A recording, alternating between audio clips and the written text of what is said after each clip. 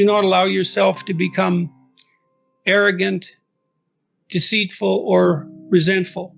I might have the order wrong there, but that's the chapter. Yeah, it opens with a discussion of why you would get resentful. It's like, well, culture is arrayed against you, so you're the target of tyrannical forces that are beyond your control. They're arbitrary. They don't work in your interest, at least not entirely.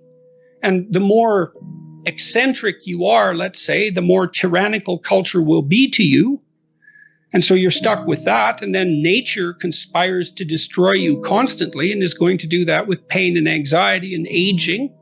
And then there's the uncontrollability and darkness of your own psyche.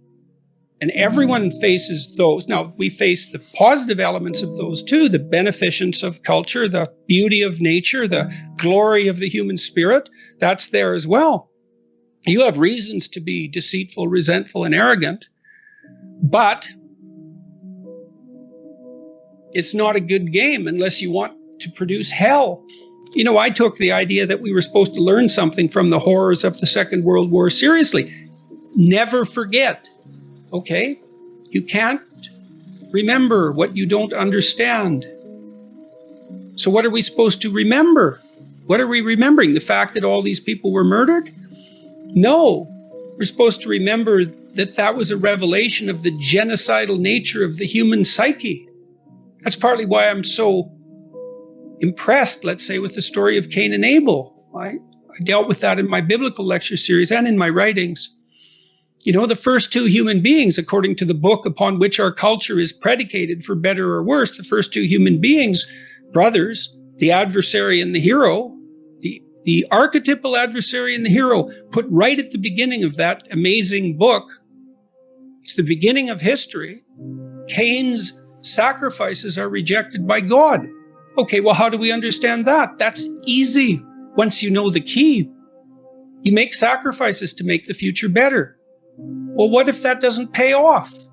Well, you know, think about that. You know what that's like. You endeavor to do something, and it doesn't work. You're not appreciated for who you are. You fail. Maybe you failed despite your best efforts. Well, are you rejected by God? Well, it's as if you're rejected by God. Does it make you resentful? Does it make you bitter? Does it make you want to pull down the successful? Does it make you want to pull down the successful out of spite? Does it make you want to pull down the successful out of cosmic spite? The answer to that happens to be yes. You shake your fist at God. You say, oh, I'm going to harm those whom you blessed. And no wonder. It's no wonder. You know, it's harsh that the rewards of life are indiscriminately distributed. It's hard on everyone. But it doesn't help. It doesn't help to become bitter. And it's not like I don't understand the temptation.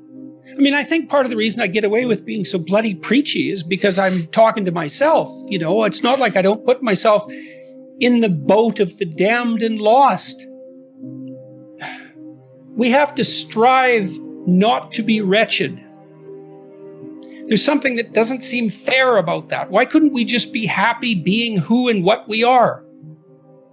Why is it that we're punished if we don't strive? Well, I don't know. We're negentropic organisms, right? I mean, we have to maintain this incredible complexity in the face of a dissipating universe. It requires effort.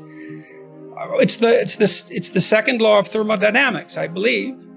That's why we have to strive. Well, why is the world constituted that way? I guess it's an infantile paradisal wish in some regard. Couldn't we just be rewarded for who we are?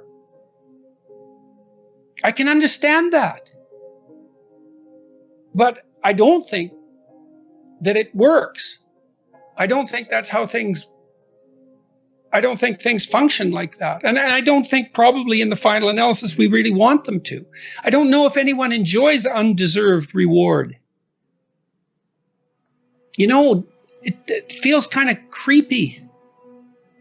doesn't it, to be rewarded for something you didn't do? The positive emotion that we find sustaining is experienced in relationship to an unachieved goal. It's hope that drives us forward. We want something, and if we see ourselves moving towards that, then we're in the grip of the positive emotion that we find sustaining. It isn't the attainment. Attainment is satiating. Attainment shuts down the system that has been striving for that particular object of attainment. If you're hungry and you eat, you stop being hungry. Now, that's good because the hunger is gone, but that whole frame disappears. You can no longer strive within that frame, and you need a new frame to strive towards. And so technically, and this is well established as far as I'm concerned, we even know the drugs that people abuse, cocaine, let's say amphetamines, the ones that are potent sources of positive emotion, activate the system that regulates our emotional response to evidence that we're moving towards a desired goal. So cocaine, for example, is an exhilarating drug. It makes you feel that things are worthwhile because it hijacks the system that does indicate that things are worthwhile. So this is deeply, this striving aspect is deeply rooted in our biology, for obvious reasons. Pick something.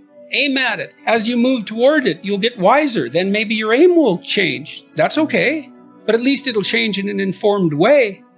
It's like discipline yourself in one dimension. See what happens. The best we have might not always work. But it's still the best we have. And the fact that it might not work doesn't mean we should throw it away.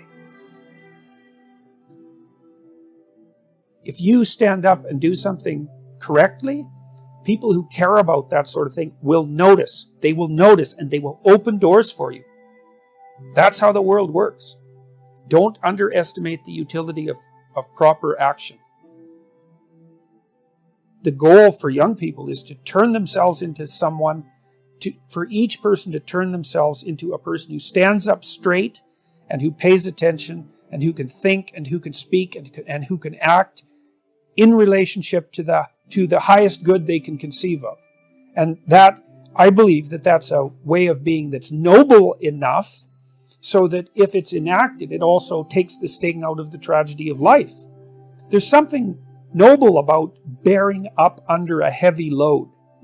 And human beings have a heavy load, there's no doubt about it. Now the question is, can you build yourself up into something that's strong enough to lift that without complaint and without corruption? Well, that's a noble goal. That's what young people should be doing. They should have a conception of who they could be. And that conception should be something like, if I could be like that, everything would be worthwhile. That's what you want to aim at, because you want to make everything worthwhile. And so do it. Money has done as much for you as it can do by the time you can pay your bills. It's like, well, define wealth. All right, that's easy. Heat in the winter. Air conditioning in the summer. Running water, right? Reliable shelter. And the provision of high quality food. Once you've got those, and then we could add to that, access to all the world's information. Okay, everyone has that virtually. Unless you've fallen right out of society. Maybe we could add reasonable access to healthcare to that. Although for most people, especially if they're young and healthy, that's irrelevant. But once you have those first 6 things, indoor plumbing, for example, you're already overwhelmingly rich by historical and even worldwide standards. You're already in the top 1/10 of 1% of all the human beings that have ever lived. And incremental movement past that just doesn't make that much difference, So maybe you have a 10-year-old Hyundai Sonata. I have one of those. It's like, well, I could have a McLaren. But the incremental difference when we're stuck in a traffic jam is 0. So the radical leftists overestimate the utility of wealth in relationship to its capacity to solve the fundamental problems that beset human beings. So rich people get cancer.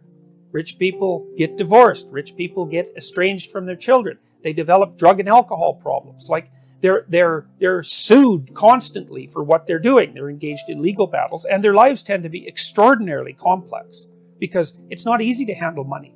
It disappears, man, if you don't keep an eye on it, if you're not watching it and monitoring it and earning it, generally speaking, it disappears. And that most family fortunes disappear in 3 generations. And most Fortune 500 companies only last 30 years.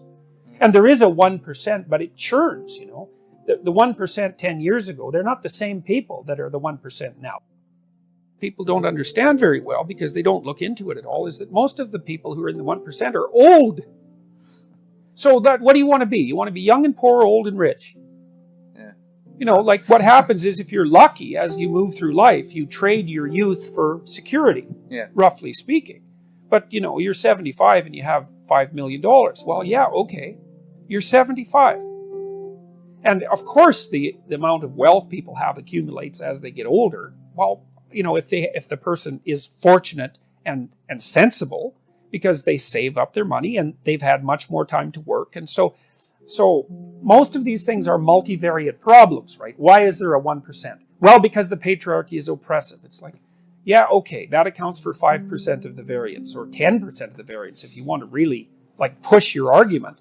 But then all sorts of other things kick in. Health is a good one, and intellectual power and conscientiousness and good luck and social network and timing is a huge part of it, and a lot of that's just random. Yeah. There's endless numbers of contributors to wealth disparity, not the oppression of the patriarchy. Jesus, you know, people who think that should be embarrassed at their stupidity. And the reason I'm saying that is because you don't really start talking that way till you've been educated a little bit. But to turn everything into a univariate problem, like a one variable problem, it's the hallmark of a tremendously ignorant and weak mind. Because things are complicated. And so are the solutions. Man, things are complicated enough, but the solutions are even worse.